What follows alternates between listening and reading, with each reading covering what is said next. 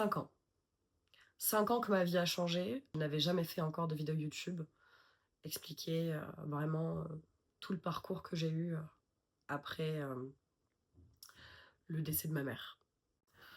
Aujourd'hui, j'ai décidé de prendre la parole et vraiment de rentrer dans le sujet qui est pour moi un des plus sensibles.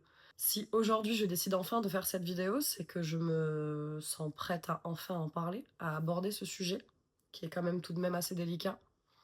Mais aussi parce qu'on est bientôt en 2026 et que j'ai de beaux projets pour 2026, réalisables. Parce que je pense que dans la vie, tout est plus ou moins réalisable. Faut juste s'en donner les moyens. J'ai envie de commencer cette année avec beaucoup de renouveau dans ma vie. Et c'est ce que je vous souhaite également.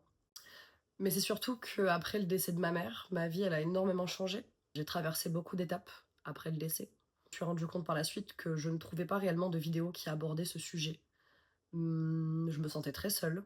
Alors aujourd'hui, je vais aborder le sujet du deuil, pour la simple et bonne raison que j'ai perdu beaucoup de personnes de ma famille, mais notamment ma maman, Valérie, qui est décédée le 2 octobre 2020. Et c'est une des plus grandes pertes. Et je pense que j'ai vécu une des choses les plus difficiles, c'est la perte d'une maman, enfin la perte d'un parent, tout simplement. Bien sûr, je tiens à le préciser, peu importe la perte, peu importe la personne, je veux dire, que tu as perdue, cela reste tout de même douloureux. Je tiens vraiment à préciser cela parce qu'on a tendance en fait un petit peu à... comment dire? Comment je peux dire ça? Je peux le dire comme ça, mais on a tendance un petit peu à sous-estimer la perte d'une personne, dans le sens que, je vais donner un exemple, hein, quelqu'un a perdu sa grand-mère et but à moi j'ai perdu ma mère, et ben il y a quelqu'un qui va potentiellement dire oui mais sa grand-mère elle a du vécu, c'est moins douloureux que toi en fait, alors que pas du tout. Pas du tout. C'est la même douleur, ce n'est juste pas la même personne. J'ai toujours eu un rapport avec la mort assez libéré. C'est quelque chose qui ne me fait pas peur, pour la simple et bonne raison que ma mère, elle a toujours été comme ça et j'ai grandi en fait dans ça. Et c'est quelque chose qui m'a énormément apaisée en fait dans mon deuil. C'est de savoir que ma mère, elle n'avait vraiment pas peur de partir, mais elle avait seulement peur qu'on l'oublie. Ouais, j'ai toujours eu un rapport assez spécial avec la mort, pour la simple et bonne raison que pour moi, la mort n'existe pas. Quand je dis qu'elle n'existe pas, elle existe sur Terre, dans le sens que notre âme est sur Terre, mais l'âme ne meurt jamais, et le jour où on décède, notre âme, elle est toujours là, elle est toujours en vie. Et je pars du principe que quand ton âme est toujours en vie, c'est que tu es toujours en vie, mais de l'autre côté en fait. Donc tu n'es plus là sur Terre, mais tu es toujours en vie de l'autre côté. Et je trouve ça vraiment important en fait d'en parler dès le plus jeune âge. On a tendance à cacher à un enfant quand quelqu'un de sa famille décède. On a tendance à sous-estimer un enfant, à sous-estimer ses émotions, parce qu'on pense qu'il n'est pas en capacité de comprendre ce que c'est la mort. Dites-leur la vérité dès le départ, parce que c'est ça qui va construire leur futur en fait, tout simplement. Et moi c'est quelque chose, vraiment, je remercie ma mère de m'avoir élevée justement avec la mort, tout simplement. Avec la mort.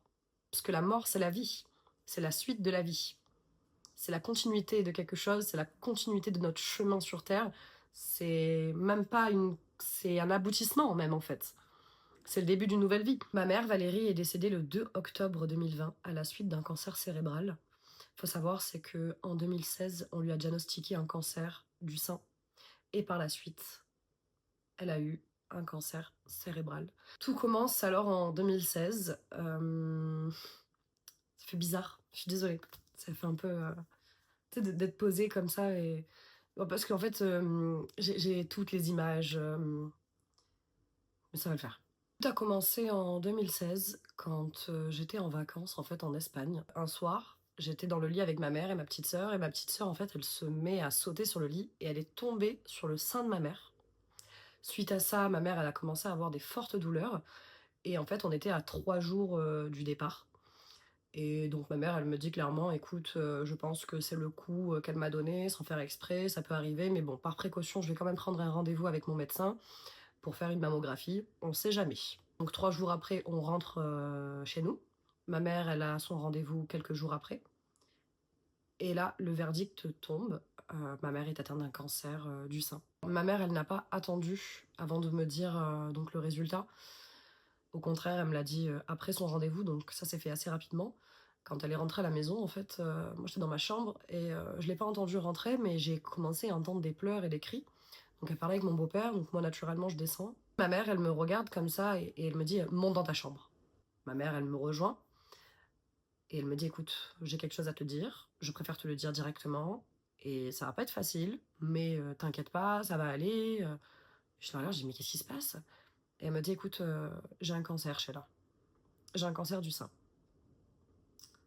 Je me suis littéralement effondrée.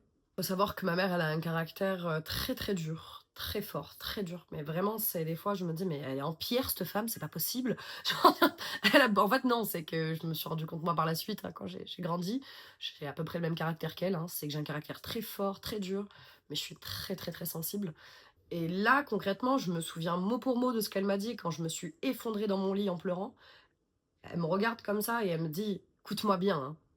Elle m'a dit, c'est la vie, c'est comme ça. On va se battre, je vais me battre, on va se battre, mais toi je te le dis, t'as intérêt de filer droit, ma belle, hein. T'as intérêt de filer droit. Et moi j'étais là comme ça, genre, et moi je pleurais, je comprenais pas, je dis, mais tu viens de me dire que t'as un cancer, et je pleure, et je suis triste, et toi tu me cries dessus, enfin non, je comprends pas. Quand j'y repense, vous allez comprendre pourquoi par la suite, elle me préparait déjà à son départ en fait, et à affronter la vie.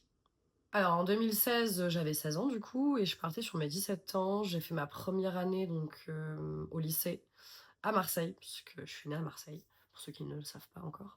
Forcément, vous imaginez bien que suite à l'annonce du cancer de ma mère, mes études, ça s'est vite effondré. Déjà que moi, je suis pas du tout scolaire à la base. J'ai bataillé déjà pour trouver un lycée et m'accepter avec une moyenne désastreuse. Je me retrouve à délaisser mes études et à juste avoir envie de... Excuse-moi maman, tu vas apprendre des choses. Aujourd'hui, tu vas apprendre des choses, maman. À sécher les cours, à boire de l'alcool aussi. Ouais, j'en suis pas fière du tout, mais après je buvais pas tous les jours, hein, mais c'était de temps en temps comme ça avec des potes, à fumer, une petite connerie d'ado. Ma mère, c'était quelqu'un de très très protectrice, même trop. Et les gens lui disaient, Valérie, arrête, arrête, faut que tu lâches ta fille. Mais en même temps, j'aimais ça, parce que moi et ma mère, j'étais tout le temps avec elle en fait. J'étais tout le temps, tout le temps, tout le temps avec elle. C'est-à-dire que la journée, au lieu de partir avec mes copines, ou je ne sais pas, ma mère, ma mère, c'était ma meilleure amie. Et vous savez quoi, je vais même dire une vérité, la plupart des cours que j'ai manqués dans ma scolarité, alors oui, j'étais malade, j'avais des problèmes de santé, des problèmes de famille, mais il y a une partie aussi où j'avais pas envie d'aller à l'école parce que je voulais rester avec ma mère. Alors ma mère, il y a des jours où elle me disait non, va à l'école, c'est important, et il y a des jours où elle cédait, mais c'est pas qu'elle cédait à mes caprices ou quoi, puisque ma mère, comme je vous l'ai dit, c'est quelqu'un de très dur, donc quand elle disait quelque chose, t'avais pas intérêt à débattre avec elle, de toute façon t'avais pas le temps. T'avais pas le temps, tu te mangeais un putain de taquet, quoi, tu avais pas le temps, quoi. T'avais même pas le temps de respirer, c'était fini. Mais c'était fini, ma belle. Mais c'est vrai que oui, il y a des jours où elle acceptait que je reste à la maison avec elle et on regardait des films et tout le monde pensait que j'étais malade, que j'avais la grippe. Comment moi j'ai vécu la maladie de ma maman? En soi, les débuts, ça allait comparé à la suite. C'était très dur, mais de voir ma mère changer. Puis moi, en toute franchise, je n'ai pas eu un cadre familial des plus chaleureux. J'ai pas grandi avec mon vrai papa. J'ai grandi avec mon beau-père à l'âge de mes 6 ans, en fait, de mes 6 ans jusqu'à mes 20 ans. Et c'était pas du tout une relation saine. Déjà, il avait pas une relation saine avec ma mère, mais bon, ça, qu'est-ce que vous voulez que je vous dise? Au début, ça allait, forcément, parce que le pervers narcissique va toujours faire en sorte vraiment d'être l'homme idéal pour qu'une fois que tu tombes bien à ses pieds, que ça soit le plus difficile de t'en défaire. Et ma mère, c'est ce qu'elle a vécu. Et qu'avec moi, ça a été très très douloureux parce que de mes 6 ans jusqu'à mes 10 ans, j'étais fille unique. Et à partir du 3 mars 2011, j'ai ma petite sœur qui vient au monde. Moi, j'étais très heureuse d'avoir une petite sœur. Mais moi, en tout cas, ça a changé ma vie. C'est que j'avais moins d'attention de mon beau-père, moins d'attention de la mère à mon beau-père. Par contre, j'étais très très heureuse d'avoir une sœur. Je m'en occupais super bien, voire même extrêmement bien pour mon âge. Ma mère, elle pouvait partir faire ses courses. Je gardais ma sœur. À l'âge de mes 10 ans, je savais lui donner le bain, lui changer la couche, lui donner à manger. Enfin, je savais faire plein de choses. Des fois, c'est moi, je me réveillais la nuit parce qu'elle pleurait. Et je voulais pas que ma mère, elle se réveille, je voulais qu'elle se repose un peu. Alors des fois, c'est moi, je me réveillais à 3 heures du matin et je prenais ma soeur dans le berceau, je me revois et je l'amenais avec moi dans la chambre et je donnais le biberon et je dormais avec elle. C'est des beaux souvenirs. Donc là, tu te dis, voilà, t'as 16 ans, tu vas sur tes 17 ans, ta mère, elle est malade, Avec ton beau-père, ça se passe mal, c'est un pervers narcissique, tu te rends compte de beaucoup de choses, tu te disputes avec lui, tu en viens aux mains à certains moments. C'est pas, c'est pas une fierté. Il me frappait, des fois je le frappais, et des fois on se frappait. Et ma mère dans tout ça au milieu, qui nous sépare, ma sœur aussi, les cris, les pleurs, la police. J'ai grandi dans cette ambiance-là en fait. Je tiens quand même à préciser que j'ai eu des parts de bonheur, j'ai eu, mais voilà, c'est des parts. C'est des bouts en fait, des petits fragments de bonheur par-ci par-là. Je suis dans l'adolescence, je suis en plein changement, je découvre, j'apprends, j'essaie, j'échoue, je sais pas, je suis perdue, qu'est-ce que je veux pas, machin, là. Mais en tout cas, à une période, et donc c'était en 2020, j'ai eu enfin la chance de revoir mon papa. Je vous l'ai expliqué au début, je n'ai pas grandi avec mon papa. J'ai connu mon papa, mais je l'ai connu que 3 ans dans ma vie, donc de ma naissance jusqu'à mes 3 ans. Et après, mon papa est parti vivre en Thaïlande. Et donc, ça faisait plus de 15 ans que je l'avais pas revu. C'est un voyage que je décide de faire avec ma meilleure amie d'enfance. Et parce que avec elle aussi, on a vécu beaucoup de choses. J'ai grandi avec elle. Et en fait, sa maman, c'était donc la meilleure amie de ma mère. Et entre-temps, excusez-moi, je me perds. En fait, il y a tellement de sujets à aborder, du coup, c'est un peu compliqué pour moi. Mais entre-temps, j'avais arrêté ma scolarité. Ma mère, elle était d'accord pour que j'arrête les études, mais à une seule condition, que je trouve un travail. Et c'est de là où j'ai commencé à travailler en maison de retraite en tant que ASH, donc agent d'entretien hospitalier, pour éventuellement, pourquoi pas, devenir aide-soignante. Donc en fait, quand je suis partie en Thaïlande, à ce moment-là, moi, je travaillais justement en tant que ASH. Je pars donc 2 semaines en Thaïlande et quand je reviens, tout s'effondre. En fait, moi déjà, j'avais hâte de rentrer chez moi parce que ma mère, elle me manquait beaucoup. C'était la première fois que je partais aussi longtemps et aussi loin d'elle. Quand je rentre de ce voyage, je vois mon beau-père et mon beau-père, il me dit, écoute, faut que je te parle, assieds-toi. Et il me dit, tu le sais très bien, ta mère elle est malade et tout. Je dis, bah oui. Il me dit, tu sais très bien aussi que ça fait à peu près 2 mois ou plus ou moins, ça va un peu mieux, où les chimios de ta mère ont été réduites. Et il me dit, écoute, elle ne guérira pas. Ma réaction a été bah, de pleurer, de crier, casser. Je pétais un plomb en fait, tout simplement. Je rentre chez moi avec l'envie tout simplement de revoir ma mère, de la prendre dans mes bras et de lui dire que ça va aller et on va s'en sortir. Et là, on m'annonce que bah non, ça va pas aller et elle s'en sortira pas en fait. À partir de là, en fait, que j'ai compris que ma mère avait guéri de son cancer du sein, mais que quelques métastases sont montées à son cerveau, qu'elle avait une boule logée derrière la tête, mais elle était quand même assez petite. Donc le but, c'était de faire des chimios afin de réduire cette boule et d'opérer. Donc au moment où ils commencent à procéder à l'opération, ils veulent enlever le plus de métastases. Sauf qu'en fait, bah, ils se rendent compte que c'est quasiment impossible étant donné que c'est rempli de métastases dans son cerveau. Suite à l'opération, ma mère a été paralysée de tout le côté gauche. Donc elle a dû partir en rééducation pendant plus de 3 4 mois. Je la voyais très peu. Je passais des fois les après-midi, j'allais lui faire un petit coucou. Mais ma mère, elle avait changé et je crois que c'est à partir de là où j'avais l'impression de plus avoir la même maman. Elle revient donc à la maison après 3 4 mois en centre de rééducation et je la trouvais en forme, elle était très heureuse. Je sais pas, c'était bizarre, mais en même temps c'était aussi pour cacher une profonde tristesse qu'elle avait en elle, hein, ça j'en doute pas. Il a fallu moins de 6 mois, même pas, moins de 4 mois pour que son état se dégrade, mais se dégrade à une vitesse. Je continuais à travailler en maison de retraite et c'était pas possible pour moi parce que bah, j'étais en train de me dire mais attends, mais il y a ta mère qui va mourir et tu peux pas travailler en fait. Arrête de travailler et reste avec elle, profite de chaque moment avec elle en fait. C'était une décision difficile à prendre étant donné que j'avais un très bon poste et que justement en fait avant que je leur dise que j'arrête de travailler avec eux, ils m'ont proposé, parce que j'étais un très bon élément dans cette maison de retraite, Et ils ont vu que j'étais vraiment investie et que ça me plaisait d'être en contact de personnes âgées, de personnes en situation de handicap, de me financer ma formation d'aide-soignante. Donc pour moi, c'était un truc de fou. J'ai un travail, j'ai un salaire, ils vont me financer une formation d'aide-soignante parce que je suis une bonne personne et un bon élément pour leur maison de retraite. Malgré tout ce qui se passe dans ma vie, je suis là et j'en veux. Et je décide de ne pas accepter.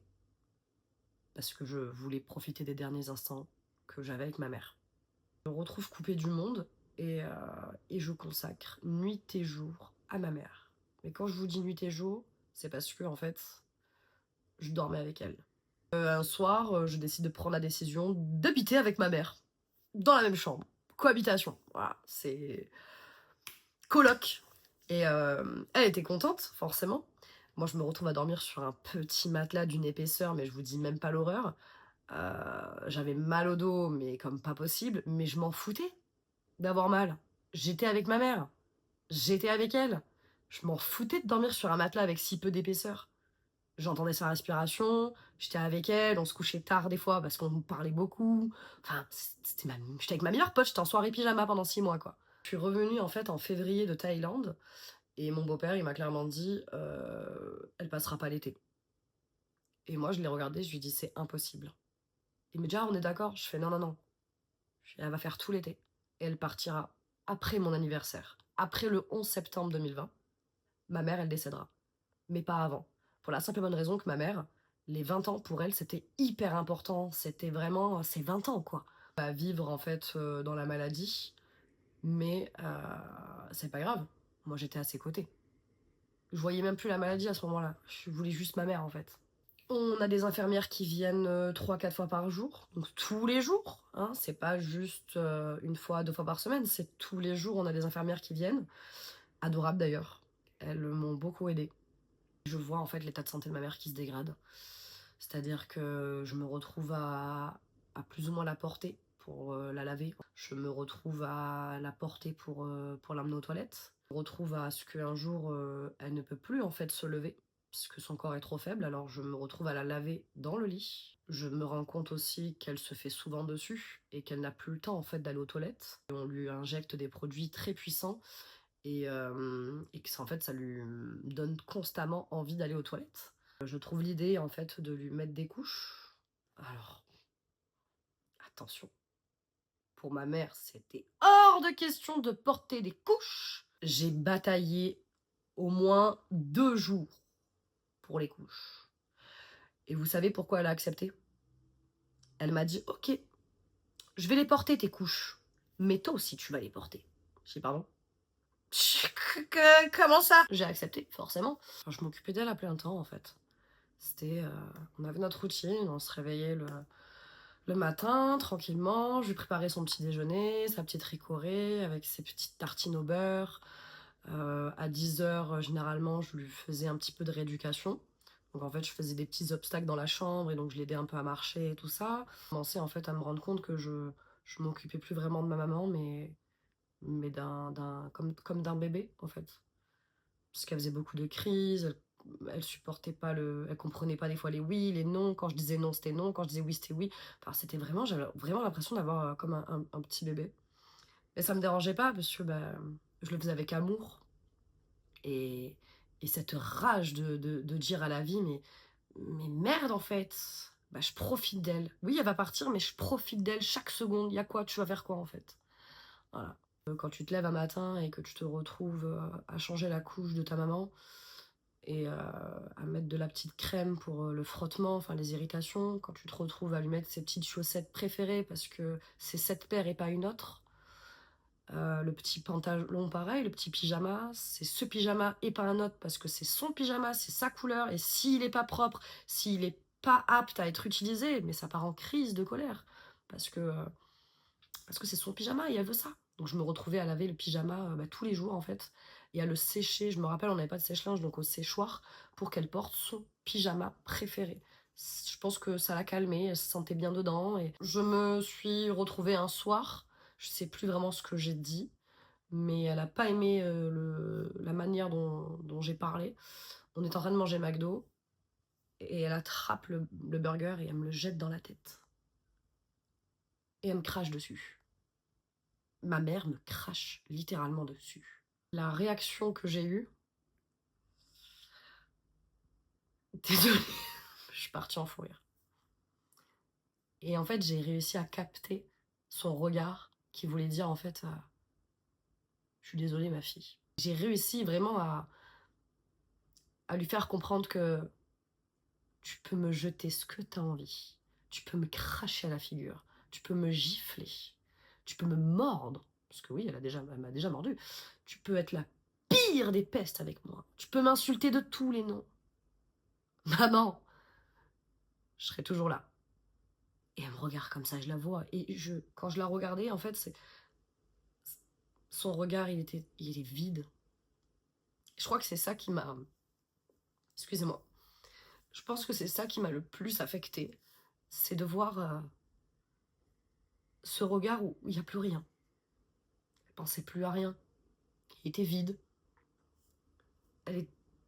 C'était la maladie, en fait, qui a pris le dessus sur elle, en fait. Et je vois qu'elle me fixe comme ça dans la chambre, avec un regard très noir. Et moi, je ramasse comme ça. Toujours en rigolant et avec le sourire. Et elle me regarde comme ça et elle va pour me recracher dessus, en fait. Je vois l'action qu'elle fait. Et là, je lève ma tête et je la regarde, je dis vas-y, crache-moi dessus. Et si tu veux même, je me lève et je me mets à côté de toi et tu me tapes. Donne-moi une bonne gifle. Peut-être que ça va te faire du bien. Mais tu peux faire tout ce que tu veux, hein. Mais je vais rester là. Là, je vais rester. Je débarrasse et je sors un petit peu prendre l'air dans le jardin et je me dis bon, je vais la laisser un petit quart d'heure tranquille et tout, bien sûr, hein, toujours l'oreille attentive, hein, je veux dire, je pouvais pas me permettre de... C'est comme un enfant en fait, hein, si je me dis à tout moment elle se lève, elle chute ou quoi. Et au bout de 15 minutes, je reviens dans la chambre, elle me regarde, elle me fait ah, y a les glaces dans le frigo, si tu veux et tout, comme ça on regarde le film. Elle venait littéralement de me lancer un putain de Big Mac à la gueule, avec des frites, on aurait dit des petites fléchettes comme ça. Elle a craché dessus, limite, prends une sarbacane, c'était pareil. Et là, tu me dis quoi? Ah, il y a des glaces dans le frigo, comme ça on regarde le film. Ah mais oui, mais totalement Valérie, mais grave, mais je suis chaud de fou quoi. Et au bout de quelques semaines, en fait, j'ai l'infirmière un matin qui arrive chez moi et qui me dit écoute, Sheila, il faut que je te parle. Je lui dis qu'est-ce qui se passe? Et elle me dit tu ne peux plus rester comme ça. Tu ne peux pas rester au pied de ta mère 24 heures sur 24. Tu passes à côté de beaucoup trop de choses dans ta vie, dans ton adolescence. Tu n'as pas à vivre cela. Je vais faire appel à une aide à domicile, comme ça elle va venir le matin, donner la toilette à ta mère, la laver, changer la couche. Et elle me dit au moins ce temps-là, tu peux le consacrer à reprendre tes études, à trouver une formation. Moi, naturellement, je la regarde et je lui dis bah non. Mais je lui fais comprendre que non, je veux pas d'être soignante, mais en même temps, je me dis, elle a pas tort. Parce que, en fait, bah, j'avais ma mère, j'avais ma petite sœur et mon beau-père. Mon beau-père, moi, j'étais en conflit permanence avec lui, donc je l'évitais le plus possible. Et de toute façon, quand je ne l'évitais pas, ça partait littéralement en vrille, donc voilà. Donc je me retrouve à m'occuper de ma mère, à m'occuper de ma sœur, donc après, il y a eu il y a eu le Covid et après, il y a eu le confinement. Je crois qu'on est rentré en confinement peut-être un mois après, je sais plus, j'ai un doute. Mais en tout cas, au début, je sais que je gérais la scolarité de ma sœur et la maladie de ma mère. Et quand après on s'est retrouvés confinés, bon, on était tous ensemble. Ça a été aussi très bien comme très difficile parce que ma sœur, elle a été diagnostiquée hyperactive. Et le soutien le plus important que j'ai eu, c'est celui de ma mamie, donc la mère de ma mère, qui à l'heure actuelle me soutient toujours. Heureusement qu'elle était là. Elle a fait beaucoup. Et elle aussi, elle s'en a pris plein la gueule par ma mère. Sauf que bah, quand ma mamie elle venait, forcément j'avais bah, de l'attention envers ma mamie, hein, ce qui est normal, c'est ma mamie. Et ma mère, elle en était mais jalouse. Jalouse. En fait, c'est ça qui m'a le plus touchée, c'est de voir à quel point je comptais pour ma mère. Je sais que je comptais pour elle, mais de le voir différemment par rapport à la maladie, c'est autre chose. Donc je suppose que vous vous doutez bien que l'aide-soignante, ma mère, elle a vite renvoyé chez elle. Elle a même pas eu le temps de faire au moins un jour d'essai, hein. Non. Donc forcément, je me suis excusée auprès de l'aide-soignante et de l'infirmière et je leur ai dit, écoutez, il lui reste peu de temps à vivre, donc s'il vous plaît, vous me la laissez tranquille et vous me laissez avec elle. Oui, mais tu passes à côté de ta vie. Je passe pas à côté de ma vie. J'ai 20 ans. J'avais 20 ans à ce moment-là. J'ai le temps de faire ma vie. Ma mère, elle a plus le temps de continuer sa vie. Nous, en tout cas pour nous, ma mère ne savait pas qu'elle était en fin de vie. Nous, on lui a fait comprendre en fait qu'elle avait besoin de repos, afin de se reposer au maximum pour justement reprendre les chimios. Donc voilà, son état se dégrade, ça devient de plus en plus difficile chaque jour. Je la vois ne plus marcher en fait. Elle arrivait même plus à se redresser, elle avait plus de motricité, elle était comme ça. Un mois avant son décès, je réalise en fait que c'est le dernier mois que je passe avec elle. Je le sentais, mais tellement fort au fond de moi. Et en fait, ce dernier mois que j'ai passé avec elle, ça a été le mois le plus important et le plus beau aussi, et le plus triste. C'est que ma mère, elle a commencé à beaucoup se livrer à moi. Elle m'a fait beaucoup de déclarations. On a parlé de choses qu'on n'avait jamais abordées avant. La discussion en fait qui m'a le plus marquée, c'est celle de la mort. Et un soir, en fait, on est en train de parler devant la télé. Et là, elle me regarde, elle me dit ma fille, il faut que je te parle. Écoute, tu le vois bien que mon état s'est dégradé depuis 2016. Je me bats, c'est très dur, mais j'ai plus la force. Et même si j'avais la force, c'est fini. Ma fille, je vais mourir. Je suis pas bête. Je le sais depuis un moment que je vais mourir. Regarde comme ça, elle me fixe et elle me dit je sais même quand je vais partir. Et là, je regarde, j'ai dit mais de quoi tu parles? Elle me dit je vais mourir le 2 octobre 2020. Et on va m'enterrer le 7 octobre 2020. Ou alors, je vais mourir un 7. Elle me dit, mais c'est entre le 2 et le 7. Parce qu'en fait, le 7, c'est le chiffre fétiche de ma mère. Et donc, oui, ma mère, elle avait raison, étant donné qu'elle est décédée le 2 octobre 2020 et on l'a enterrée un 7 octobre. Donc, elle avait raison. Et c'est de là aussi que ça m'a quand même apaisée de me dire, il y a une connexion, il y a quelque chose. Je suis toujours connectée à ma mère, même si elle est plus de ce monde, là, sur la Terre, mais je sais que là-haut, j'ai une connexion avec elle. Et je sais que je vais la retrouver dans tous les cas, et je sais qu'elle est avec moi partout où je vais. Donc elle a commencé à vraiment se confier à moi, en fait, et à me préparer au futur. Elle m'a prédit, en fait, pardon, excusez-moi. Ma mère, elle avait un don dans tout ce qui est la voyance, et c'est quelque chose qui se transmet de mère en fille, et c'est pourquoi moi aussi, j'ai une approche avec la mort très douce. C'est parce que depuis ma naissance, en fait, j'ai une connexion avec la mort, en fait, avec l'au-delà. Le dernier cadeau que ma mère, elle m'a offert avant de mourir, c'était un pendule porte-clés, parce que moi, à ce moment-là, je m'intéressais pas trop à ça. Et j'ai dit, qu'est-ce que c'est? C'est quoi ce truc? Et là, elle me regarde, elle me fait, tu comprendras plus tard. D'ailleurs, je pense que ça peut devenir un très bon sujet de vidéo, ça, prochainement. Vous raconter mes expériences justement avec l'au-delà, les expériences que j'ai pu avoir. Et j'en ai beaucoup.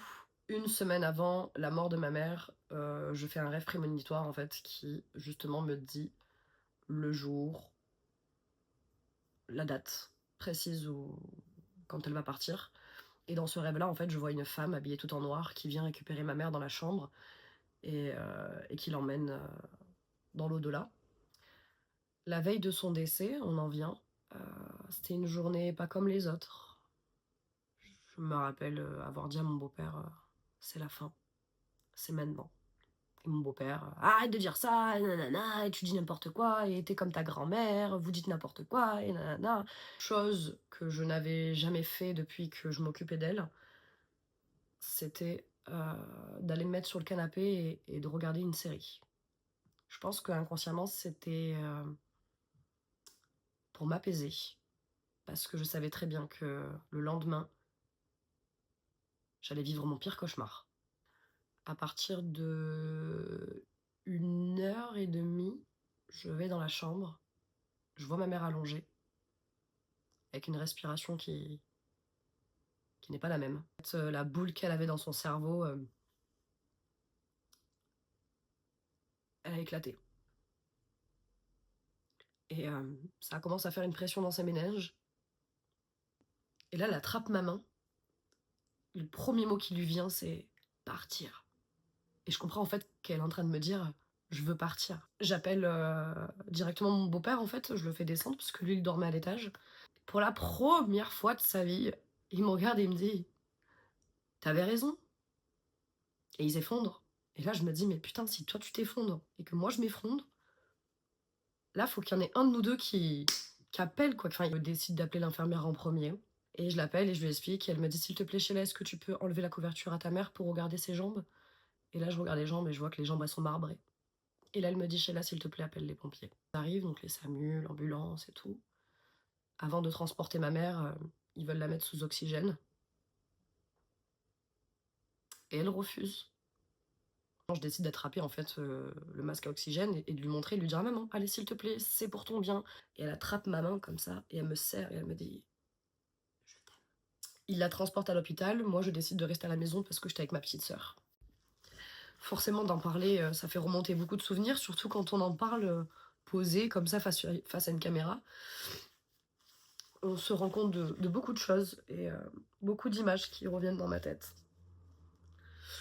Mon beau-père m'appelle et me dit écoute, la voisine va venir vous récupérer pour vous emmener voir maman. Nous récupérer pour nous emmener à l'hôpital.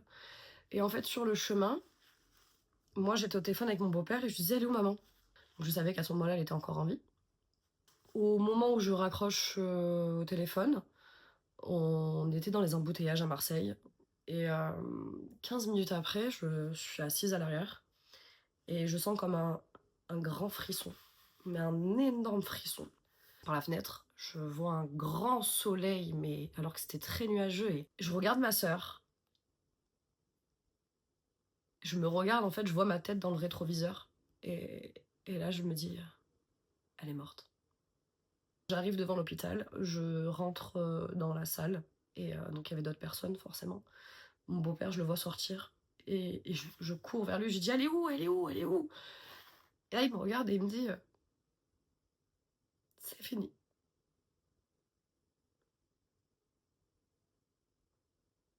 Je dis, elle est décédée quand? Et là, il me dit, il y a 10 minutes. C'est le moment où j'ai ressenti qu'elle était partie quand j'étais dans la voiture. Je m'effondre. Ma sœur s'effondre par terre et elle hurle. Je vois des personnes qui nous connaissent pas dans la salle d'attente pleurer. On t'apprend en fait le décès de ta mère. Tout s'effondre autour de toi. T'es perdu, t'as l'impression d'être dans un cauchemar. Et on en vient bien sûr à préparer les obsèques. Faut savoir un truc, c'est que quand tu perds un proche, la première semaine, tu n'es même pas encore dans ta phase de deuil. Tu es dans la phase où tu réalises pas du tout. T'es perdu et en même temps t'es pas dans la tristesse la plus profonde parce que t'es entouré de personnes. T'as des rendez-vous et tu as accès encore au corps de ta maman en fait. Tu vois ta maman. Tu peux aller la voir quand t'as envie, tu vas lui parler. Donc même si elle ne respire plus, physiquement elle est présente et ça t'apaise beaucoup. Donc t'as pas encore ce sentiment où tu te sens seule et qu'elle est plus là. Bah non, parce que tu la vois encore. Elle respire pas, mais tu la vois. Une des dernières volontés de ma mère, c'était que moi, je la maquille le jour de sa mort. J'ai maquillé le visage de ma maman le jour de son décès. Ouais. Ça peut surprendre. C'est une des plus belles choses. Parce que jusqu'à la fin, en fait. Jusqu'à la fin, j'étais là, Valérie. T'avais beau me cracher dessus. Dégage, je veux plus te voir. Je n'ai rien lâché, Valoche. Je suis restée jusqu'à la fin. Rien à foutre. Forcément, l'enterrement a été tellement, mais tellement douloureux. Et au moment où on est arrivé au cimetière, ça a été... ouais. Ça, par contre, j'en fais encore des cauchemars. Je revois surtout le visage de ma sœur le jour où les porteurs funéraires, en fait, ont pris le cercueil afin de le placer dans le caveau. Et ma sœur, elle s'est agrippée dessus et elle voulait pas le laisser. Et elle disait au monsieur, s'il vous plaît, monsieur, s'il vous plaît, ne mettez pas ma mère là, ne laissez pas ma maman là-dedans. Il fait froid.